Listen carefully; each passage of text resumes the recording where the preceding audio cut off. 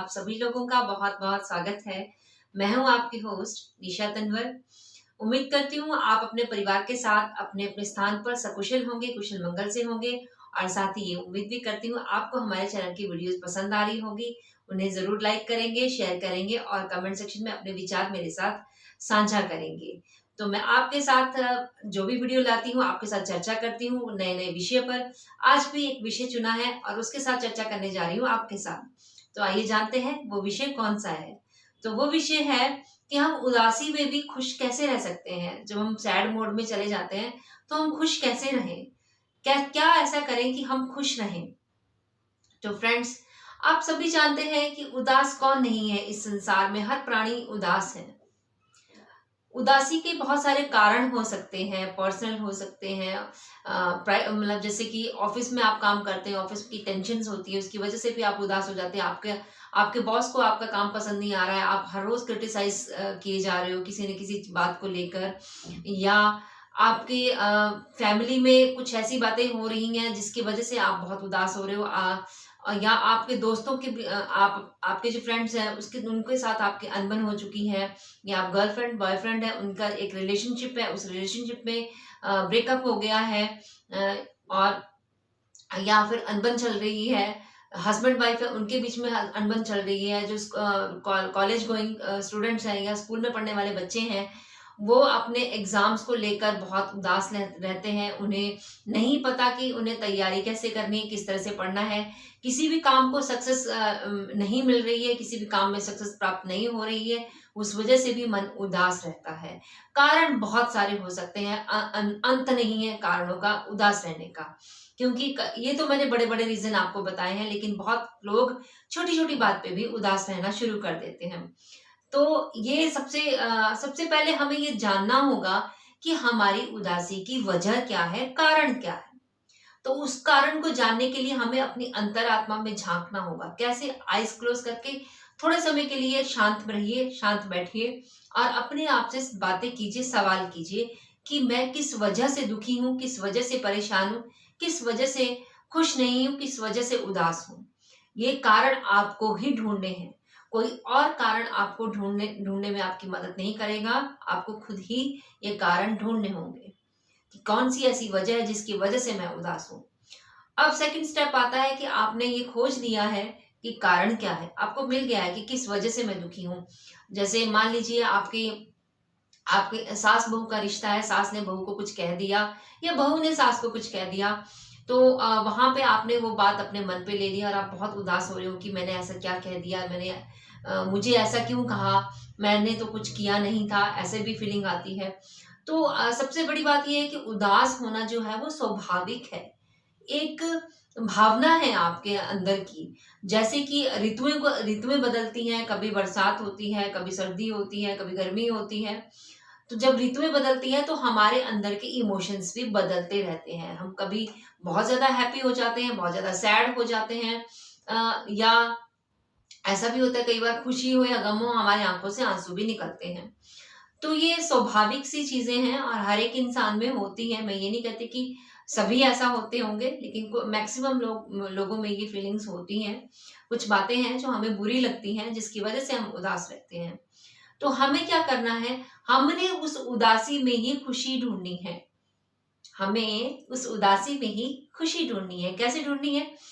तो जैसे आपको पता चल गया कि सास बहू जो मैं आपको एग्जांपल यहाँ पे बता रही हूँ कि कुछ बात आपको कह दी है, या रिलेशनशिप पे है आप किसी के साथ, वहां पे भी आपको लग रहा है कि मुझे ऐसा क्यों कहा गया, मैं तो ऐसा नहीं करता या नहीं करती हूँ।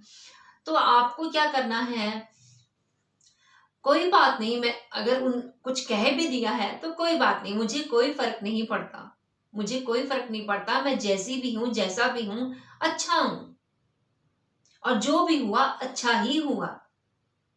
इस जो भी हुआ है वो अच्छा हुआ, क्योंकि इसमें मैं और निखार आ रहा है मेरे जीवन में, मैं बहुत कुछ सीख रहा हूं या सीख रही हूं।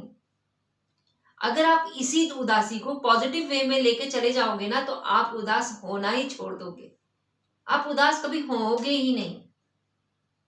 जब आपके मन में पॉजिटिव थॉट्स आने शुरू हो जाएंगे, उस उदासी भरे माहौल में जब आप पॉजिटिव थॉट्स चुनकर ले आएंगे, जो आपने सिचुएशन जब आप जैसी उदास होने की क्रिएट की है, क्रिएट तो नहीं कह सकते कि आ चुकी है वो उदासी होने वाली सिचुएशन, उसी में से आपको कुछ कुछ पल, कुछ समय ऐसे ढूंढना होगा कि उसमें से मैं खुशी को अपने आसपास लेकर आऊं। वो आप ही लेकर आ सकते हो और कोई नहीं लेकर आ सकता। आपको पॉजिटिव थॉट्स वहां से निकालने हैं। जो हुआ अच्छा हुआ, मुझे और ज्यादा सीखने को मिल रहा है। अगर मुझे किसी ने क्रिटिसाइज किया है तो मुझे इससे ऊपर उठना है, मुझे इससे बेटर करना है और बेस्ट करना है। ठीक है, बता दिया। सेकंड स्टेप हमारा आ रहा है कि सबसे बड़ी बात यह है कि हम कई बार बहुत ज्यादा, इतना ज्यादा उदास हो जाते हैं, इतना ज्यादा उदास होते हैं कि हम किसी से बात तक करना पसंद नहीं करते हैं। रूम में बंद हो जाते हैं, रूम लॉक कर देते हैं, सभी को मना कर देते हैं कि मुझे अकेला छोड़ दो, मुझे किसी से भी बात नहीं करनी है।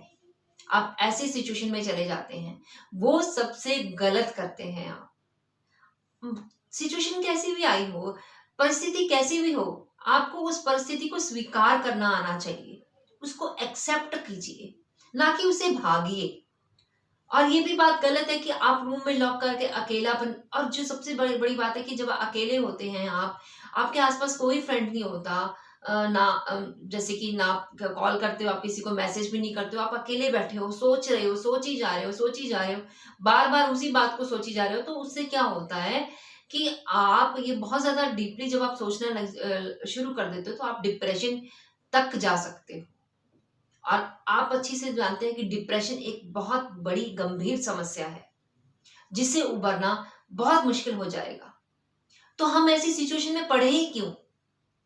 हम ऐसी सिचुएशन में पढ़ना ही नहीं है। हमें ज्यादा अपने आप को इन बातों से किनारा करना है। कैसे करना है? तो मान लीजिए आपका कोई अजीज दोस्त है, या कोई जिसके साथ आप अपने मन की खुलकर बात कर सकते हैं, बहुत खुलेपन से बात कर सकते हैं, उसके साथ आप अपनी प्रॉब्लम शेयर कीजिए। कोई जैसे कि कोई जिससे आप इंस्पायर्ड हैं, उसके साथ आप बात कीजिए, डिस्कस कीजिए अपनी प्रॉब्लम को। उससे क्या होगा, आधा बोझ हल्का हो जाएगा और सामने वाला आपको क्या देगा, पॉजिटिव थॉट्स देगा। उससे क्या होगा, आपकी उदासी खत्म होनी हो जाएगी, आप हैप्पी मोड में जाना शुरू कर देंगे। तो ऐसा बिल्कुल नहीं करना है, आपने साइलेंट नहीं रहना है, बिल्कुल भी साइलेंट नहीं रहना। आप अपने दोस्त अगर पास नहीं है, दूर है, तो आप उसको मैसेज कीजिए, कॉल कीजिए, अपनी प्रॉब्लम उसके साथ बांटिए, शेयर कीजिए।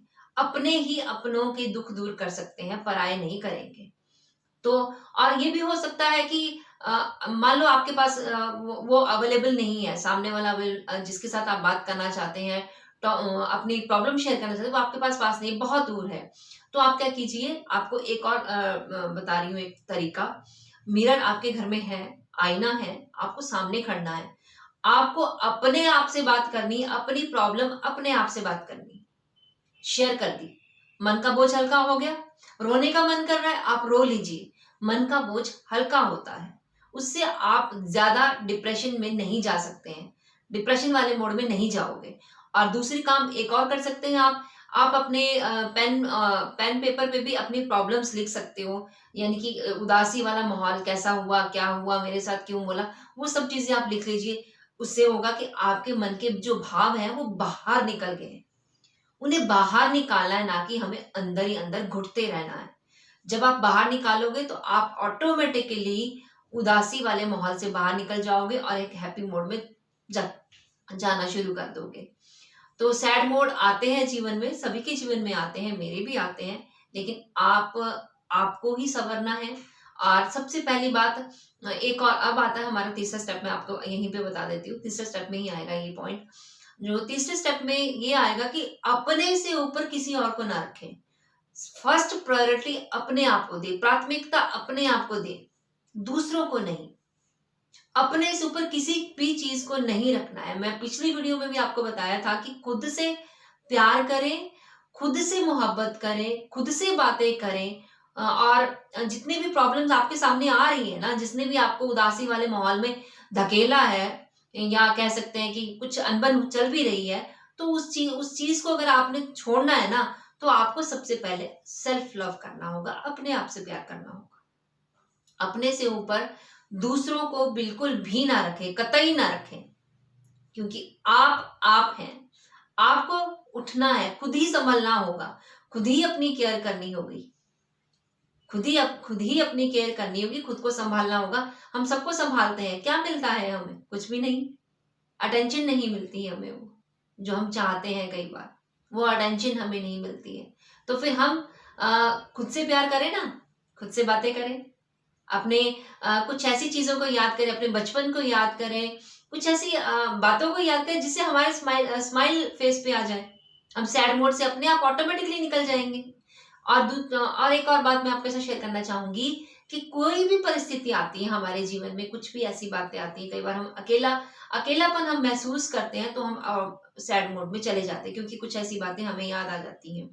तो अकेलापन से बचने के लिए आप क्या कीजिए, अपने बेस्ट बेस्ट बेस्ट फ्रेंड, जो मतलब बहुत बेस्ट है, ऐसा ऐसा फ्रेंड जो आप अगर उसके साथ अपनी बात शेयर करते हो, तो वो किसी और से जो है अपनी बातें उसके साथ शेयर कर सकते हैं, अच्छे से खुल के बात कर सकते हैं। उससे क्या होगा कि आपको एक मतलब पॉजिटिव थॉट्स आपके अंदर क्रिएट होंगे, आपको सामने वाले की सपोर्ट आपको मिलेगा, जो आपको इस वक्त की सिचुएशन है वो चाहिए भी आपको, तभी आप निखर पाओगे। लेकिन मैंने आपको बताया ना कि आप अपने से ऊपर किसी और को ना रखें। ये समस्या आपकी है, आपको ही सॉल्व करनी है।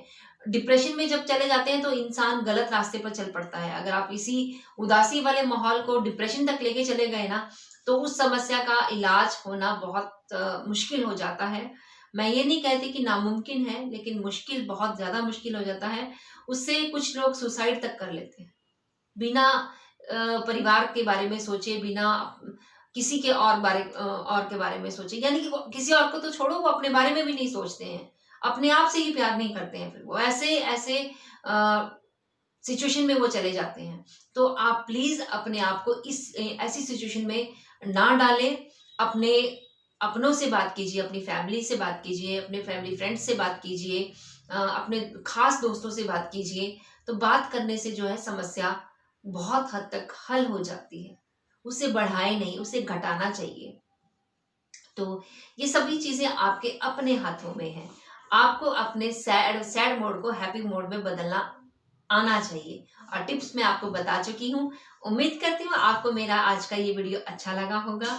आप जो भी आज की बातें मैंने आपके साथ शेयर की है, आप उन बातों को अपनाएंगे, फॉलो करेंगे। और हाँ, ये अगर यूजफुल आपको वीडियो लग रही है, तो इस वीडियो को आप अपने फ्रेंड्स, रिलेटिव और जानकारों के साथ शेयर जरूर कीजिए, और साथ ही लाइक कर दीजिए इस वीडियो को और शेयर कीजिए अपने दोस्तों के साथ। और साथ ही कमेंट सेक्शन में नीचे लिखिए मुझे अपने विचार कि आपको मेरा ये आज का वीडियो कैसा लगा। कोई समस्या है तो वो भी आप मेरे साथ शेयर कर सकते हैं। तो अगली वीडियो में आपके लिए जल्दी लेकर आऊंगी। तब तक के लिए राम राम जी।